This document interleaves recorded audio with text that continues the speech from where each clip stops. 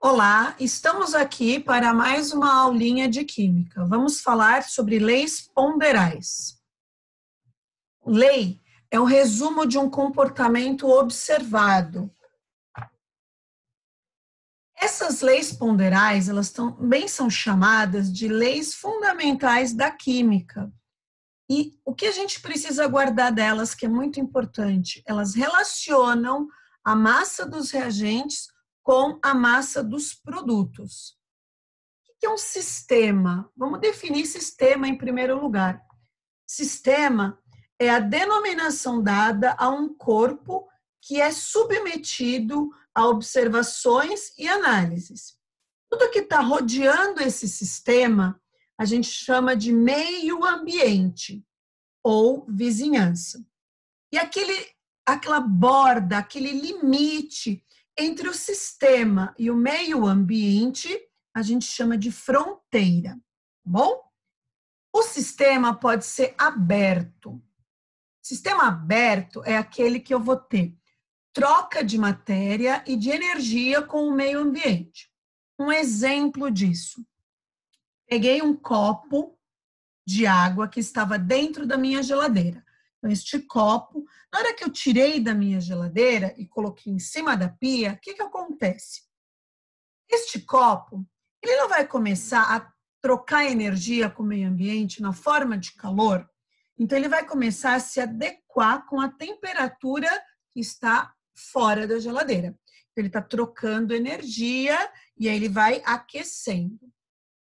Ao mesmo tempo, vai estar ocorrendo o processo de evaporação da água. Então, a quantidade de água que eu tinha quando o copo estava dentro da geladeira já não é mais a mesma. Então, eu estou trocando matéria também. Então, um copo aberto, eu vou estar trocando matéria com o meio ambiente e energia. Sistema fechado. O que é o sistema fechado?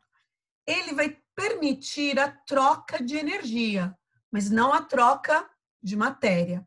Vamos entender. Imagine que eu pego lá na geladeira uma garrafa de água fechada. Aquelas águas que a gente compra, aquelas garrafinhas. Na hora que eu tiro ela da geladeira, o que acontece?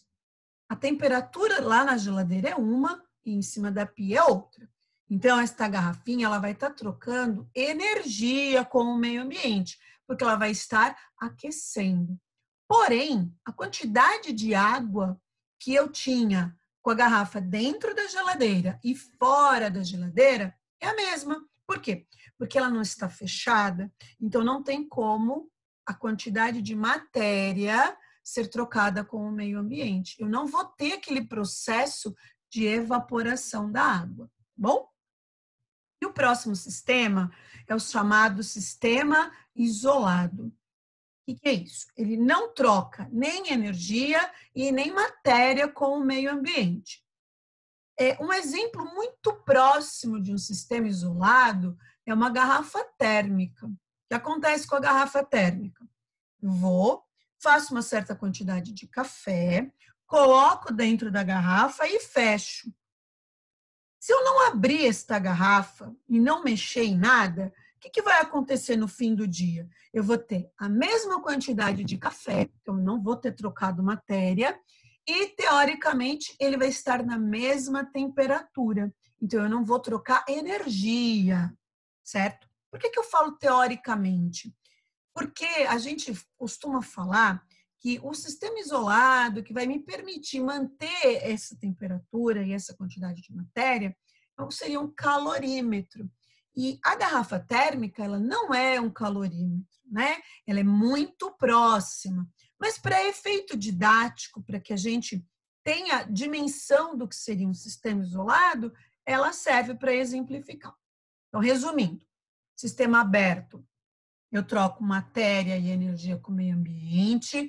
O fechado, eu só troco energia com o meio ambiente. E o isolado, eu não troco nem energia e nem matéria com o meio ambiente.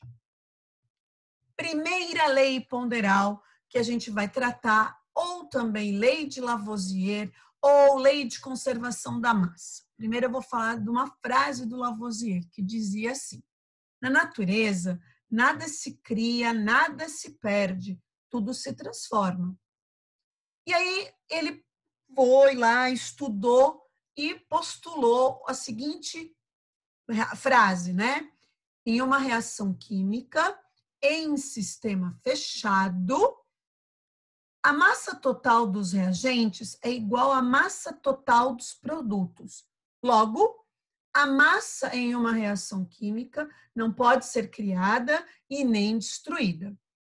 Como assim? Ele quis dizer o seguinte: imagine que eu vou fazer um bolo simples. E aí eu pego 10 gramas de farinha, pego 2 gramas de ovo, pego 1 grama de óleo e 1 grama de açúcar.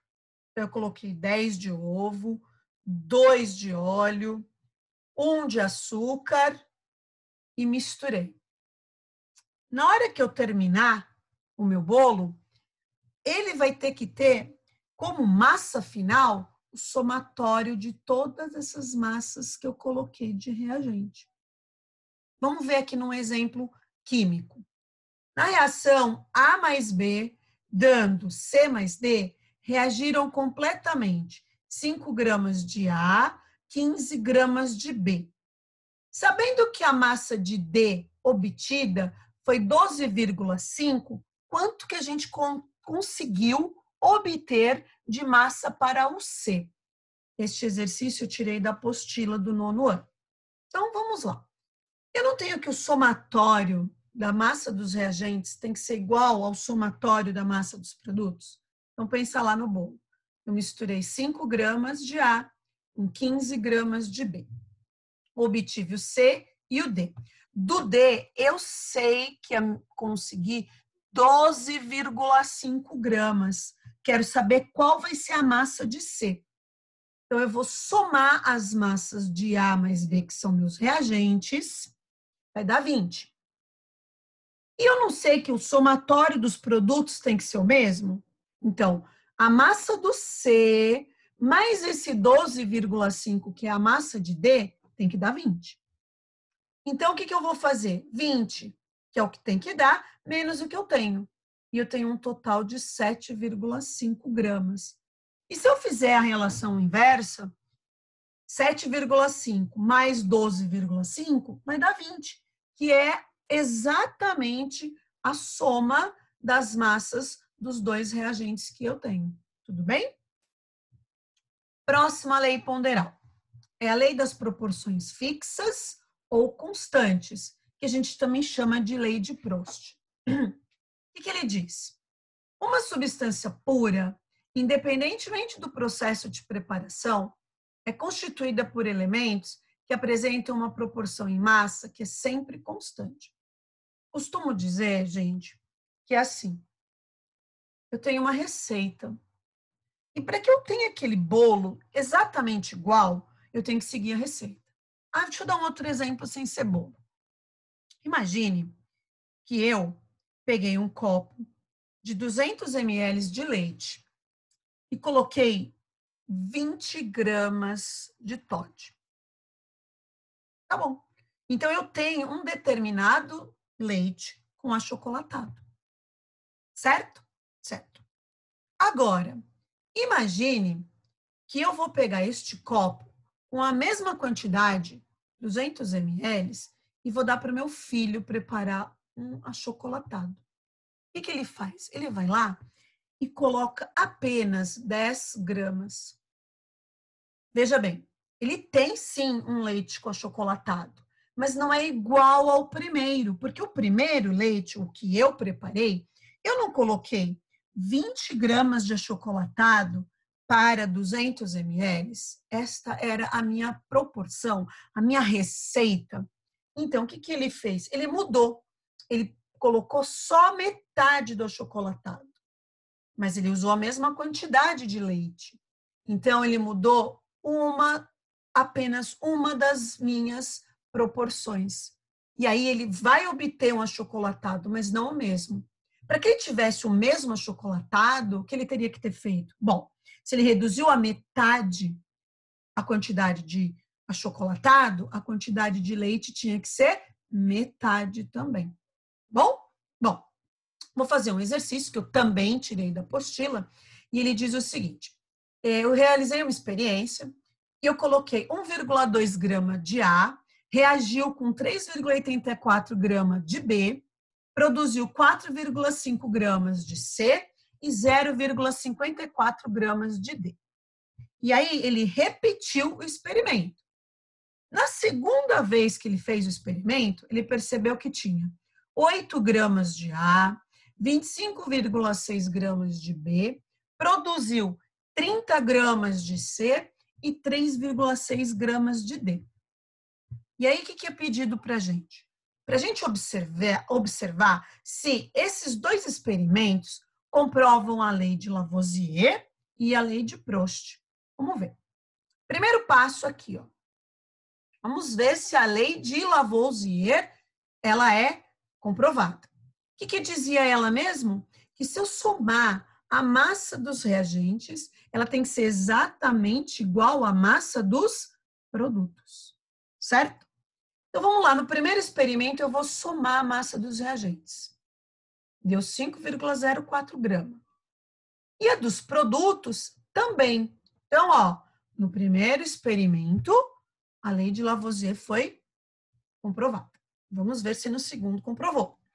Vou fazer o mesmo procedimento. Eu vou somar as massas dos reagentes e as massas dos produtos. E olha que coisa, elas foram iguais. Então, eu vou dizer que a lei de Lavoisier foi comprovada tanto no primeiro experimento quanto no segundo experimento. Tá bom? Vamos agora ver se há comprovação da lei de Proust, que diz que tem que manter uma proporção fixa. Então, o que eu vou fazer? Eu vou dividir sempre a massa que eu tinha do A no primeiro experimento pela massa que eu tenho de B, de A no segundo experimento. Então, eu vou pegar o A e divido com o A. Pego o B, divido com B. C com C e D com D.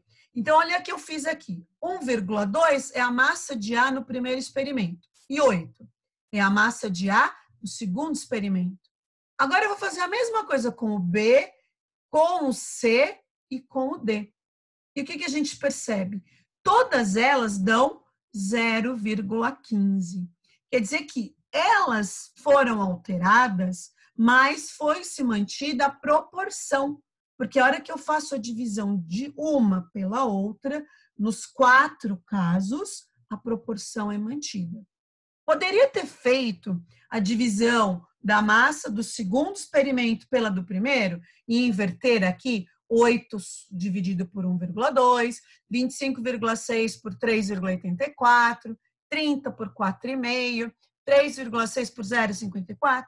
Sim, poderia. Obviamente, o resultado não seria 0,15, porém, seria o mesmo resultado em todas as divisões. E assim a gente comprova que a lei de Proust também foi seguida nesse experimento.